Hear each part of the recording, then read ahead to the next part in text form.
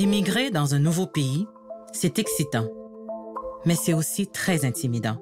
Il faut par exemple trouver un logement, se faire de nouvelles connaissances, apprendre les codes de la société d'accueil. Bref, il faut s'intégrer. Et l'intégration par le travail joue un rôle crucial dans le processus d'immigration. Évidemment, il existe des freins, comme la barrière de la langue, l'absence de réseau. Très souvent aussi, le manque de reconnaissance de l'expérience et des diplômes acquis à l'étranger peuvent faire obstacle à cette intégration professionnelle. Vous écoutez Biais d'entrée, le balado qui favorise l'inclusion en entreprise des personnes immigrantes. Je m'appelle Déborah Cherenfant. Alors que le travail joue un rôle important dans l'intégration et la valorisation des nouveaux arrivants, quel rôle les entreprises peuvent-elles jouer pour mettre un frein au frein à l'intégration? J'en discute avec mes invités. Bushra Manaï, commissaire au Bureau de lutte contre le racisme et les discriminations systémiques à la Ville de Montréal. Sébastien Arcan, directeur du département de management à HEC Montréal et spécialiste en gestion interculturelle et intégration socio-économique des personnes immigrantes. Et Roselyne Mavungu, directrice du Centre de prévention de la radicalisation menant à la violence, qui va nous partager son histoire. Roselyne, pouvez-vous nous décrire en quelques mots comment s'est passé votre parcours au Québec depuis votre immigration il y a 20 ans? Courage, parce que j'arrive au Québec juriste et anthropologue de formation, avec le rêve justement donc d'entreprendre une carrière dans le domaine juridique, et les premiers obstacles sont bien sûr donc la non-reconnaissance des diplômes ainsi que de l'expertise professionnelle acquise ailleurs, en particulier en France. Alors, ça demande à ce moment-là, après de longues études, au moment où j'arrive au Canada, j'ai un PhD en droit qui est en dormance. Alors, de pouvoir se dire, il faut à ce moment-ci s'informer pour bien connaître et comprendre le système ici et se former encore, donc repartir aux études. Alors oui, ça prend du courage de se dire, oui, il va falloir peut-être s'arrêter, reconsidérer certaines choses et avancer. Je parlerai de curiosité. Curiosité, je la lierai, si vous me permettez, à l'acceptation aussi. Curiosité parce que immigrer et s'intégrer dans un nouveau pays, c'est comme un parcours entrepreneurial. Ça nécessite du courage, je l'en ai parlé, de croire en soi, de croire aussi à l'opportunité que le pays d'accueil va offrir. Ça, pour moi, je trouve que c'est un élément important parce que quand, justement, j'ai commencé à me faire des relations dans la communauté québécoise, c'est là que le déclic professionnel a pu arriver. Et si j'étais restée seulement dans ma communauté d'origine, ce sont des contacts et des liens que je n'aurais pas eus qui m'ont servi de tremplin. Et c'est vraiment les connexions et les relations qui ont fait que je puisse me retrouver dans des sphères où, quand on est préparé avec un travail, avec une expertise, avec une formation, la préparation, quand elle rencontre l'opportunité, ça crée une avancée dans mon cas professionnellement. Bushra, comment réagissez-vous à ce que Roselyne vient de partager? Je pense que ça rejoint beaucoup des expériences que j'ai vues autant du temps où je faisais de la recherche que ce que je vois aussi aujourd'hui à la Ville de Montréal. Mais je pense que ce que ça traduit aussi, c'est qu'on vit dans une société où le travail est extrêmement important, le temps que l'on passe au travail est extrêmement important et la valeur qui est accordée au travail, au titre professionnel, à la carrière, à l'expérience comme employé est extrêmement important. Puis ça va avec quelque chose que j'ai à travailler à tous les jours, qui est que quand ça ne se passe pas bien, quand on vit une situation de déqualification professionnelle par rapport à une expérience, notamment dans d'autres pays, ou qu'on est en sous-qualification, enfin, on est entre guillemets sous-utilisé dans nos capacités. Ce que ça crée aussi et ce que ça vient toucher, c'est vraiment la question de la dignité humaine. Fait que moi, ce que j'ai à travailler à chaque jour, c'est comment des personnes peuvent aller jusqu'au bout de leurs propres expériences et de leurs propres aptitudes, de leurs propres connaissances, dans une société où le travail est extrêmement important et vu comme important. Et en même temps, comment on s'assure que les employeurs puissent justement accompagner les employés eux-mêmes dans cette expérience employée. Puis l'autre élément auquel ça me fait penser, c'est que malheureusement aussi, c'est que sans socialisation dans un milieu professionnel, ben vous pouvez pas l'avoir, votre expérience québécoise, qui est pourtant nécessaire pour votre intégration économique, pour votre intégration sociale, politique, etc. Fait que, à quel moment l'opportunité de socialiser dans un milieu de travail devient aussi l'élément qui vous rattache à la société, là? Sébastien? Le parcours, la trajectoire de Roselyne est inspirante en soi. La question de l'entrepreneuriat aussi que tu as développé, je pense que c'est aussi une avenue. Mais il faut pas oublier que pour une Roselyne qui avait le bagage aussi, l'expérience et tout ça, il y a beaucoup de gens, de nouveaux arrivants qui arrivent puis qui sont pas capables de percer, en fait, ce qu'on appellerait là, dans le jargon un peu un réseau de liens faibles, c'est-à-dire de gens qui sont pas de proximité avec elles, ces personnes-là. Donc, pour développer justement ce côté relationnel-là, pour essayer d'accéder à de l'information, à juste avoir quelqu'un qui dit « Tiens, je vais pousser un peu ta candidature » ou à juste passer un bon mot, des fois, parce qu'on le sait que ça se passe aussi beaucoup comme ça. Donc, c'est à la fois inspirant, mais il faut pas oublier qu'il y a aussi beaucoup de gens qui ont beaucoup de difficultés à atteindre ce niveau-là aussi pourtant assez de base, mais de développer ce relationnel-là. Donc, je trouve ça intéressant là, sur ce point-là. Merci Sébastien. Je vous partage un élément de cette étude réalisée par la Commission des droits de la personne et des droits de la jeunesse, selon laquelle un chercheur d'emploi de la région de Montréal a 60% plus de chances d'être invité à un entretien d'embauche s'il a un nom de famille franco-québécois qu'une autre personne avec un nom à consonance étrangère, par exemple. Je me tourne vers vous, Roselyne. Est-ce que vous pouvez nous nommer les freins à l'intégration auxquels vous avez été confrontés? La non-reconnaissance des diplômes, la non-reconnaissance de l'expertise professionnelle acquise à l'extérieur, la non-ouverture à accueillir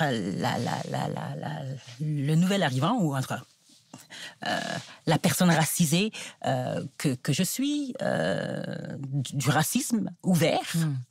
Roselyne, je serais curieuse de savoir, vous êtes arrivée en 2000, et si vous arriviez aujourd'hui au Québec, en 2023, est-ce que vous pensez faire face aux mêmes freins à l'intégration que vous avez connus et vécus? Je vois davantage d'opportunités qu'il y a une vingtaine d'années, parce que justement, on parle plus concrètement. On a évolué. Des mots. Effectivement, on parle de racisme, on parle de discrimination, et on en parle par l'accueillant.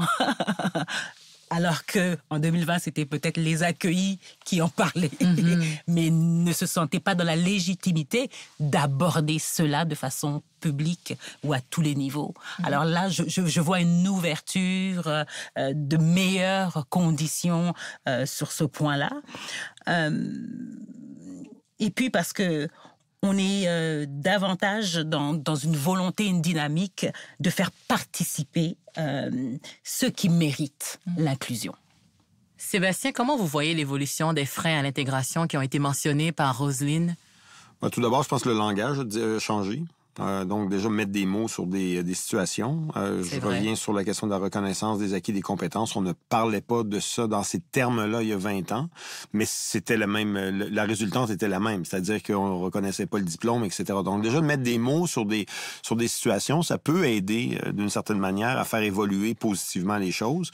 Mais moi, je me méfie aussi, là, puis je sors peut-être un petit peu du cadre de la question, mais je me méfie aussi des commentaires, des fois, ou des discours qui disent on n'est plus rendu là, on a tellement évolué maintenant, c'est terminé, ces choses-là. Puis j'ai entendu personnellement souvent dans des cadres de formation ou de peu importe, là, de ce genre de commentaires-là. Moi, je me méfie parce qu'il y a une certaine circularité en fonction des situations, en fonction des discours politiques, en fonction des conjonctures économiques aussi parfois. Puis ce qui a peut-être évolué également, c'est, enfin, dans le contexte québécois, c'est oui, c'est vrai qu'on est encore dans une logique d'immigration choisie, mais il y a de plus en plus, on le voit dans les dernières statistiques, de plus en plus, par exemple, de travailleurs temporaires avec tous les enjeux de protection, de salaire égal, etc., etc., donc de qualité au travail et tout. Donc, ça amène aussi des formes, disons-le, de discrimination qui peuvent être nouvelles, entre guillemets, aussi. Mais l'évolution, il y a des choses peut-être qui tendent à être un petit peu moins importantes, puis il y en a d'autres qui les remplacent, mais ça revient. Moi, encore une fois, je vois pas vraiment une linéarité, là, dans le sens où on s'en va vers le progrès.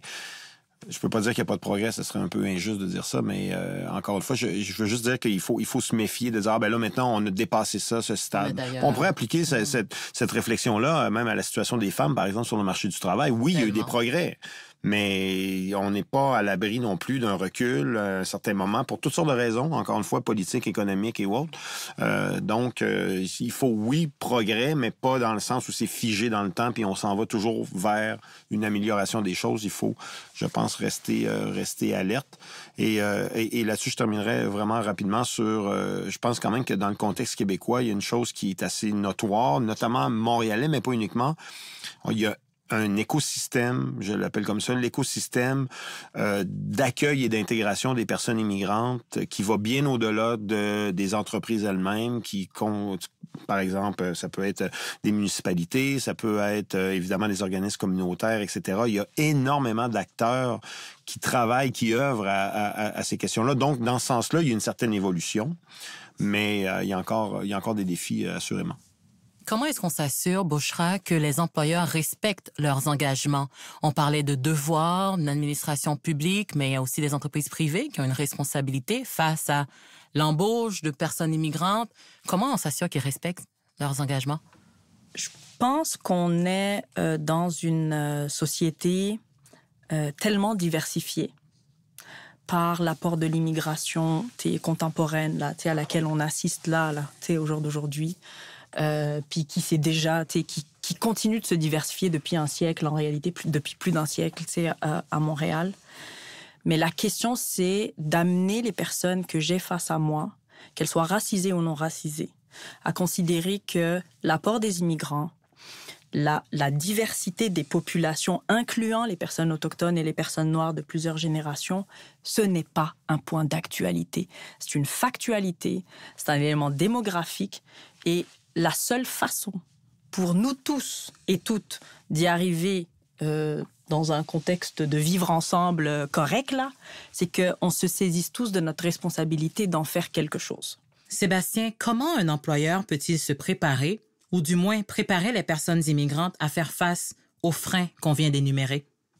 Tout d'abord, il y a la question de l'attraction qui comprend aussi l'embauche. Donc, puis pour l'attraction, là, on revient aussi à la question de l'accès à l'information. Il y a un poste qui est ouvert, je vais envoyer mon CV. Après ça, il faut que le CV soit analysé en toute neutralité, etc. Puis bon, les entrevues d'embauche. Donc ça, c'est la première partie. Ensuite, il y a toute la question de l'intégration en emploi aussi. Ça peut être l'accompagnement. Il peut y avoir des formes de mentorat aussi. J'ai vu dans certaines administrations aussi publiques, on met en place du coaching, par exemple, fait par des gens qui sont en place, mais issus aussi de minorités qui vont accompagner des nouvelles personnes. Donc ça peut être aussi des pratiques intéressantes. Et puis ensuite de ça aussi, il y a et ça, c'est, à mon avis, c'est super important, là. Il y a la question de la rétention, mais qui comprend la question aussi de la progression en carrière, c'est-à-dire de pouvoir se projeter d'une certaine manière, de dire, là, je suis ici, je peux me voir éventuellement, les fameux plafonds de verre, ça existe pour les femmes, mais ça existe aussi pour les minorités visibles, les minorités racisées. Puis là, on parle même pas de l'intersectionnalité non plus. Roselyne, comment, selon vous, les entreprises peuvent aider justement les nouveaux arrivants à mieux faire face aux freins qu'ils ont dans leur intégration en emploi?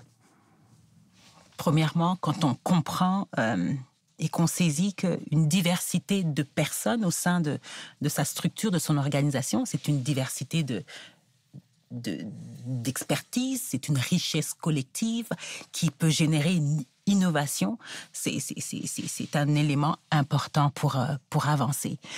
Quand je quittais la cour supérieure, ou au moment où j'accédais à ce poste à la cour supérieure, j'étais la seule personne noire, la seule immigrante. Et je me souviens quand j'ai quitté à un moment pour un congé de maternité et que j'ai rappelé mon supérieur juste pour avoir des nouvelles, j'avais été agréablement surprise d'entendre dire « Hey Roselyne, on a engagé quelqu'un et tu sais, elle vient d'où? De l'Afrique comme toi. » Pour moi, ça voulait dire que mon passage à un endroit avait été assez positif pour que ce ne soit pas une barrière pour qu'on engage d'autres, alors que je savais que j'étais la seule dans ce contexte-là. Donc, comme on te remarque, il ne faut pas qu'on te remarque, il faut que tu te démarques, mais positivement, pour ouvrir la porte. Et c'est pour ça que l'engagement des employeurs, c'est d'aller voir des champions, des gens qui se démarquent par leurs aptitudes et leurs attitudes pour pouvoir vraiment leur offrir cet espace de monter les échelons parce qu'ils deviennent un modèle pour autrui. Moi, je dirais, à ce moment-là, c'est le sponsorship. Vraiment. Le sponsorship, ça veut dire vraiment on ouvre notre agenda, on crée même des positions et tout ça pour mettre quelqu'un en particulier à un poste particulier. Pour moi, il y a nécessairement deux dynamiques. Il faut favoriser effectivement des trajectoires individuelles de réussite, de montée de la relève, de progression de la relève, qui soit de la relève de la diversité, mais ça ne suffit pas. Il faut aussi s'assurer que ces personnes puissent évoluer dans une organisation où quand elles passeront d'une équipe à une autre, là, le climat va pas... Le climat va être bénéfique aussi pour leur présence. Donc pour moi, la représentativité est un travail essentiel, mais c'est un travail qui ne suffit pas parce que sinon, on sera en train de compter les gens. Et ça ne suffit pas de compter des gens. Je sais que j'ai entendu à plusieurs reprises dans des milieux, surtout dans le milieu des affaires, que ce soit en conseil d'administration ou en entreprise, le fait que, oui, on veut de la diversité dans notre recrutement, mais on ne voudrait quand même pas mettre en péril le niveau de performance et d'efficacité de nos équipes. Qu'est-ce que vous répondez à un employeur ou à un gestionnaire qui évoque ces éléments-là comme barrière à leur recrutement de personnes immigrantes? Depuis quand la diversité veut dire incompétence? En fait, ça c'est la partie qui m'exaspère parce que pour moi, elle témoigne du mépris envers toutes les personnes en fait que l'on estime être de la diversité. L'immigration que l'on reçoit au Québec est une immigration hyper qualifiée, qui est souvent la partie très élitiste de chacune des sociétés francophones de laquelle on vient tirer des ressources. Fait que moi, je pense qu'il faut se rappeler que nous recevons au Québec une immigration extrêmement qualifiée.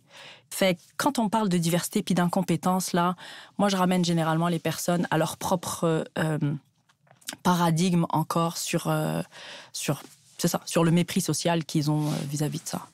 Une dernière question pour vous trois. En quelques mots, quels seraient les éléments essentiels qu'un employeur doit mettre en place pour favoriser l'intégration des personnes immigrantes au sein de son entreprise? Un nouvel arrivant va s'attendre à travailler dans un climat sain, d'avoir sa place autour de la table, aujourd'hui autour de l'écran, d'être toléré, respecté,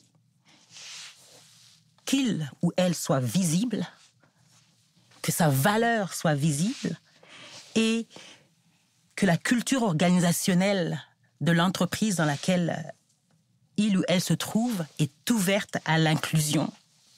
C'est-à-dire qu'enfin on soit dans une considération. Merci Roselyne. Bushra? Je vais essayer d'être aussi poétique. C'est une ancienne éditrice, hein, attention. Je vais me faire poétesse. Moi, je pense que j'aimais pas beaucoup ce terme avant, je vais être très honnête, mais je pense que c'est l'intégration dans les équipes et dans les opérations. Et je distingue les deux. Pourquoi? Parce que ce que je vois beaucoup, ce sont des personnes dont la progression échoue, ou en tout cas individuellement des personnes qui peuvent échouer leur progression dans une organisation parce qu'on leur a pas traduit les codes. Un milieu de travail, c'est un milieu de socialisation dans lequel il faut vous traduire certains codes. Et parfois, ces codes, vous les avez, vous les apprenez très vite, et parfois, vous ne les avez pas. Et donc, il y a deux choses dans l'intégration dans un milieu de travail ou dans une équipe. Il y a comment on s'assure que les informations nécessaires à la bonne tenue du travail soient transmises à quelqu'un pour qu'ils puissent faire un bon travail, et il y a comment on l'intègre dans une dynamique d'équipe. Et c'est ça, à mon avis, qui fait une bonne intégration dans une organisation. C'est quand un gestionnaire a conscience des deux et qu'il a conscience que pour qu'une intégration soit réussie dans un milieu de travail, il faut qu'on t'ait donné tous les outils pour que tu puisses faire ton travail. Parce que sinon, ça se peut que tu le fasses mal. Sébastien? Bon, j'essaierai de répondre par trois mots, peut-être. Premièrement, une reconnaissance de qui on est comme individu, avec tout son bagage, avec son bagage personnel, mais aussi son bagage professionnel. On a parlé de tous les enjeux autour de la reconnaissance des acquis, des compétences, etc., acquis à l'étranger notamment. Donc, reconnaissance, une participation. Donc, on veut que les gens soient mobilisés, mais il faut pour la reconnaissance une bonne reconnaissance peut entraîner un meilleur engagement, meilleure mobilisation, meilleure participation. Puis troisièmement, puis j'ai mentionné un petit peu tout à l'heure d'entrée de jeu, c'est la capacité à se projeter aussi dans l'organisation en termes de contribution, puis de dire, ben tu sais, je veux dire, je me sens bien ici, je peux travailler ici, puis éventuellement peut-être aspirer à d'autres postes, etc., selon mes ambitions professionnelles et tout ça. Donc c'est vraiment dans cet esprit-là, je pense, reconnaissance, participation, puis projection, si je dirais. Merci à Bushra Manna et à Sébastien Arcan d'avoir partagé leur expertise. Un grand merci également à Roselyne Mavungu pour son témoignage. Dans notre prochain et dernier épisode, nous partagerons des conseils concrets aux employeurs qui souhaitent accueillir des personnes immigrantes au sein de leurs effectifs, mais qui ne savent pas par où commencer. Billet d'entrée est présenté par la Ville de Montréal avec le soutien financier du gouvernement du Québec et produit par l'agence Sidley. Je m'appelle Déborah Cherenfant et je vous remercie d'avoir été des nôtres. À la prochaine.